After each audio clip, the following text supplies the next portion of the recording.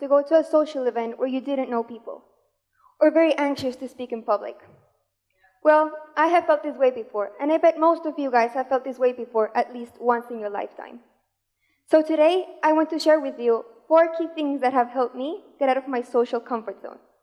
So number 1, communication. Communication is key. Lack of communication leaves too much room for imagination. The first time I opened up to someone about my fears and insecurities and anxieties, I felt relieved. I really did. It was amazing that someone was acknowledging my feelings. When you open up to someone that cares for you and that really knows you, they can give you great advice and tips on how you can improve, because they know the things you're capable of achieving. Besides, sometimes we're not able to see the good things in us, so communication can really help you notice that. Number 2, go to a social event. I've been avoiding social events during my teen years. No kidding. I've never been to a party before. So, the first time I opened up myself to a large group of people I did not know, I didn't do it with people my age. So that's a tip if you are also very anxious about meeting new people. I went to the pop-up animal adoption center, and there was not a single person my age there. It was filled with volunteers and dogs. That was it. So it felt amazing knowing that I could do some small talk with people I had never seen in my life. So after that success, I went to a party. One of my friends was turning 15, so I decided it would be a great idea to get exposed.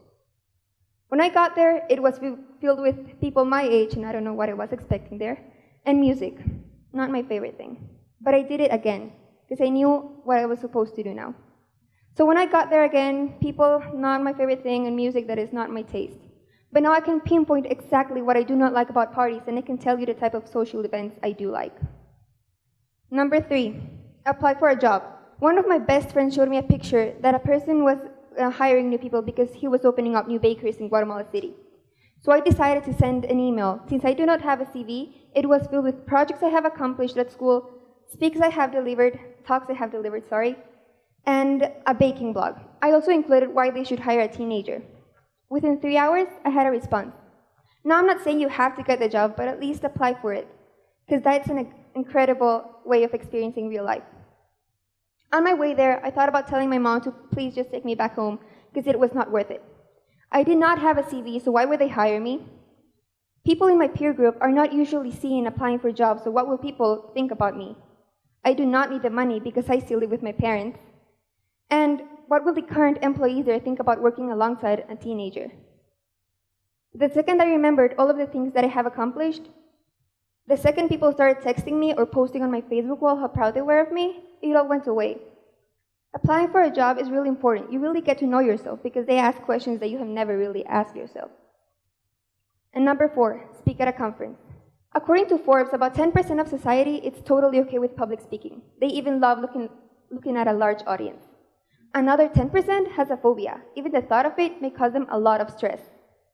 The other 80%, they may feel pretty anxious, may not sleep well or at all the night before, but they get it done.